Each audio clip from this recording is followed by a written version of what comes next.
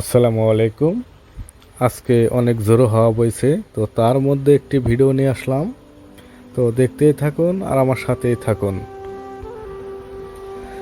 কে কোথা থেকে দেখছেন অবশ্যই কমেন্টে জানাবেন।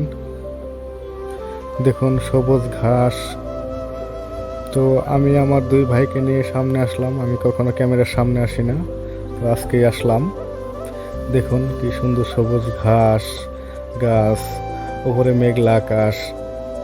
গ্রামের দৃশ্যগুলো কার কার ভালো লাগে অবশ্যই জানাবেন। তো আমরা এখন বাঁশের সাঁকো দিয়ে পার হচ্ছি, পারে দেখাবো। খালে কিন্তু নতুন পানি আসছে। দেখুন এই জায়গায় দুইটা কুকুর মারামারি করছে। ছেড়ে দাও, আর মারামারি করার দরকার নেই। তো বাঁশের সাঁকো পার হয়ে গেছে। এখানে দেখতেছে আমার দাদু ঘাস কাটতেছে। তো তার সাথে একটু ঠাট্টা মশকরা করব। দাদুকে বললাম, দাদু কি করো? দাদু বললো ঘাস কাটতেছি। আবার হাসতেছে যে তোরা কি করস? বললাম যে ভিডিও করতেছি।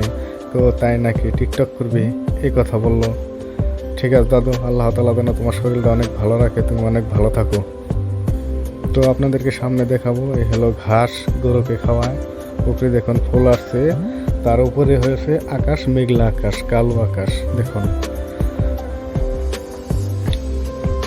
তো কে কোথা থেকে দেখছেন অবশ্যই কমেন্টে জানাবেন। আর আমাদের ভিডিওটি ভালো লাগলে ফেসবুক পেজ থেকে দেখলে ফলো করবেন, ইউটিউব থেকে দেখলে সাবস্ক্রাইব করবেন।